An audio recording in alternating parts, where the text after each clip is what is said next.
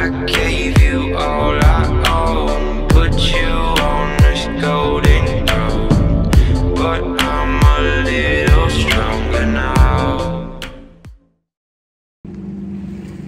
What's up, Ego Hackers? Welcome to the C.S. Joseph Podcast.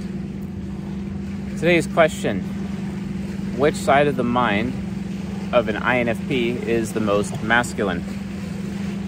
I could totally see why this question was asked. A lot of people are not really aware how, with the INFP, 4 sides of the mind, you have the INFP ego, you have the ESTJ subconscious, you have the ENFJ unconscious, and you have the ISTP superego.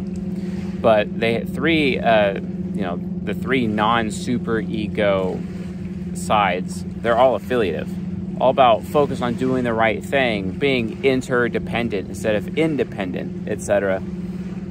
And that can basically cause a lot of problems. As you guys have probably figured out right by now, I'm on a beach. It's pretty nice here. Check that out.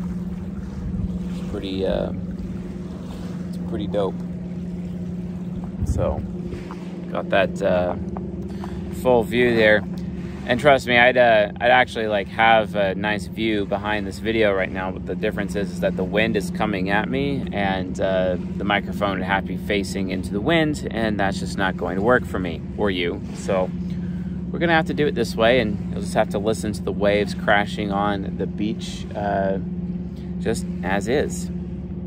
It's pretty fantastic to have the opportunity to come out here, and I'm pretty excited about that. So yeah. But anyway, which of the 4 sides of the mind of the INFP is the most masculine? Well, really, honestly, it's the ISTP superego. It absolutely is the most masculine of the 4. The problem INFPs end up, especially INFP men, the problem INFP men have is that they rarely in their life use their superego until they're much older, and it's really hard for them to tap into that masculine power. This has often led to a lot of arguments throughout the CSJ community, saying that, okay, well, I thought you said ISFJs were the most feminine of all of the 16 types, but if you actually look at it from a nature perspective on paper, the INFP is actually the most feminine. To which I would say, yes, you're technically right about that. However, the problem is that when you look at colloquialism or human nurture as defined by Western society, technically on paper, oftentimes the INFP is seen to be more masculine than an ISFJ man. The reason for that is because INFPs, given that they have, their sloth deadly sin and their secondary deadly sin of pride, well, these deadly sins, specifically sloth, one of the ways in which they can become slothful, etc., versus, taking the initiative, which would be more on their living virtue side, INFPs are all about authority and gaining authority. And because it's so important to them, authority and having authority is so important to them, or being an authority on a subject, that they can draw their masculine energy, they draw their masculine power as an INFP man from their authority, from whatever office they hold or whatever position of power that they have.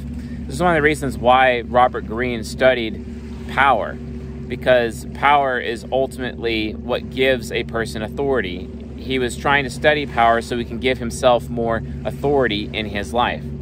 It's like his own philosopher's stone, the 48 laws of power, his philosopher's stone that he created so that he can always guarantee that he has some aspect of authority in his life. And it's through managing all of that information, managing that knowledge with his ESTJ subconscious, that he's actually to behave in a masculine way. Because he realizes that power intrinsically is actually putting self above tribe. If you really actually think about it, power itself is a masculine force, right? And one cannot have authority unless they have power. And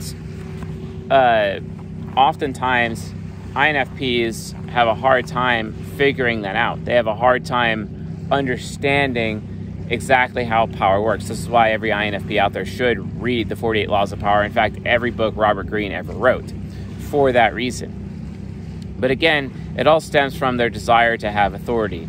They're not trying to be masculine for masculine's sake. They're trying to be masculine so that they can have authority. And as much as I'm trying to be masculine so that I can have satisfaction and reverence in my life, right?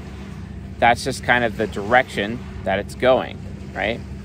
So they really want that authority. It's all about authority. And once they have authority, then they can behave in a masculine way with that authority. But if they don't have authority, they're not ever really going to feel masculine. But how do they get that authority? It really comes down to understanding intrinsically and extrinsically how power actually works and how they can get power, basically.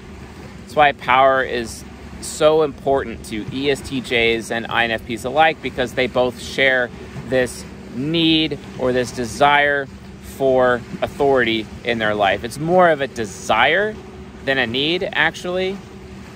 It's way more of a desire than a need, but that's why, like, you look at ESTJs and INFPs, how they actually structure their life or how they live their life, it's always from the perspective of gaining more authority. And again, to do that, they need the masculine force known as power. And because their internal source of masculinity for INFPs is their superego, anytime they try to access that masculine energy, it's out of control. It's innately destructive to the point where it can alienate every person in their life. It could take away options. It could take away their own personal sense of security away because of the consequences as a result of using the destructive force that is their ISTP demon within. And that can really just inhibit them in a lot of ways.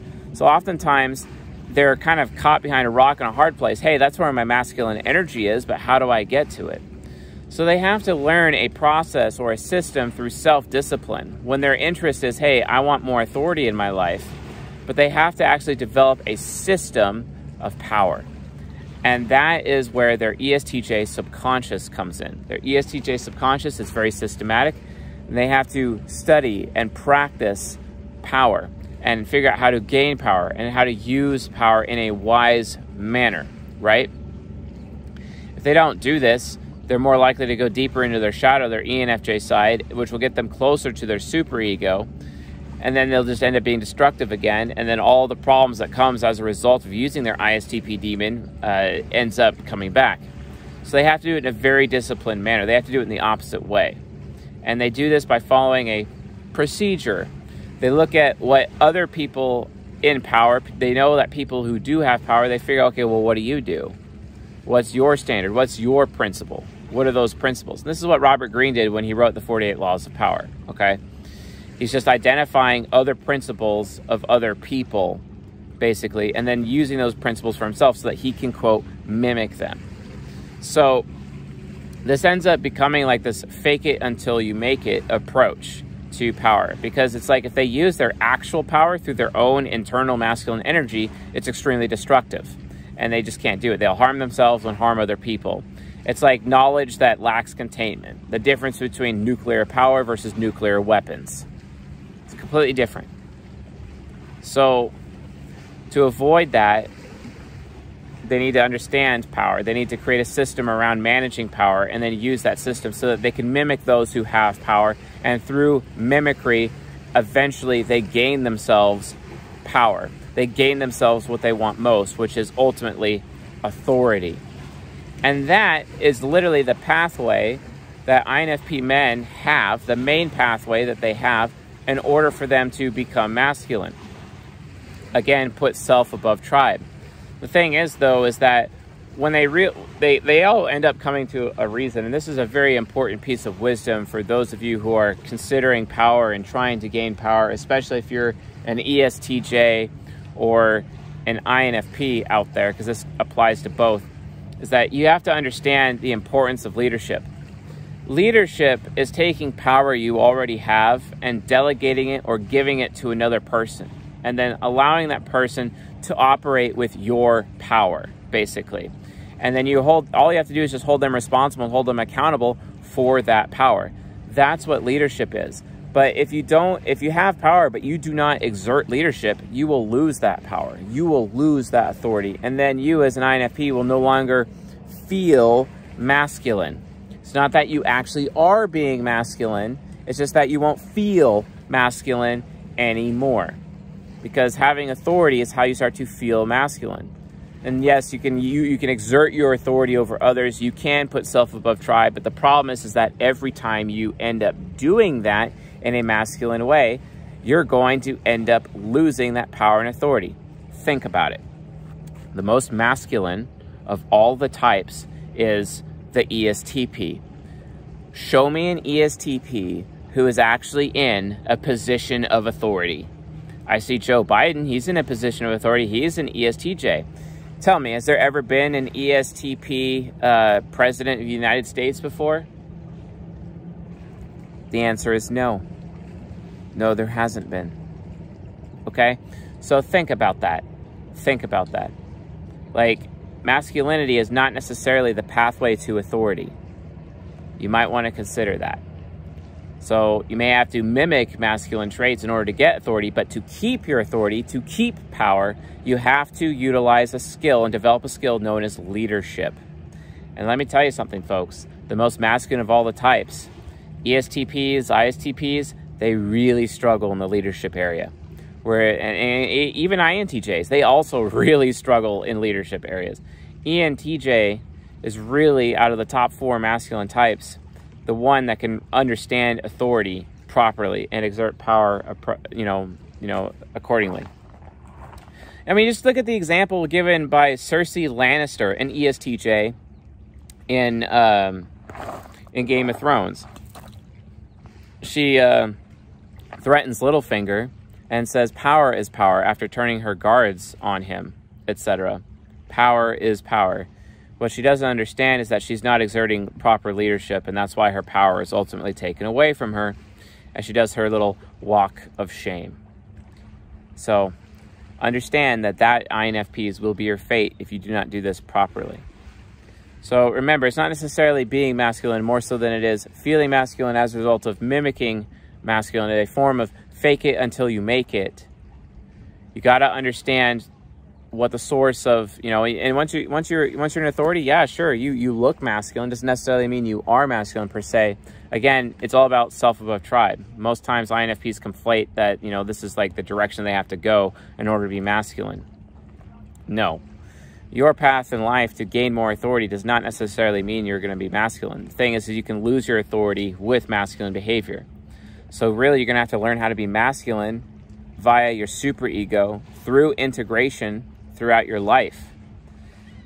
So it really becomes the most difficult thing for INFPs out of all of the 16 types to actually, especially INFP men, obviously, to learn how to be masculine. It will take their entire life to develop the skills to put self above tribe in the most meaningful way.